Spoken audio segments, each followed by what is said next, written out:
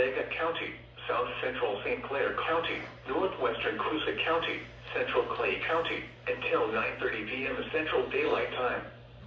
At 8:26 p.m. Central Daylight Time, severe thunderstorms were located along the line extending from near Columbiana to near Talladega Springs to near Lay Lake Dam, moving northeast at 60 miles per hour.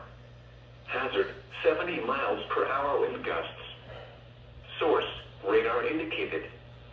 Impact, expect considerable tree damage. Damage is likely to mobile homes, roofs, and outbuildings. Locations impacted include Country Club Estates, Alpine Bay Resort, Shelby Shores, Gents Quarry, Chillersburg, Paint Creek, Strickland Crossroads, Talladega Superspeedway, Marnoms, Jackson Shoals, Talladega Municipal Airport, Mignon, Gundatown, St. Clair County Airport, Grand Town, Sylacauga Municipal Airport, Overbrook, Cedar Creek, Oak Grove, and Alpine. For your protection, move to an interior room on the lowest floor of a building. A tornado watch remains in effect until 3 a.m. Central Daylight Time for Central and East Central Alabama.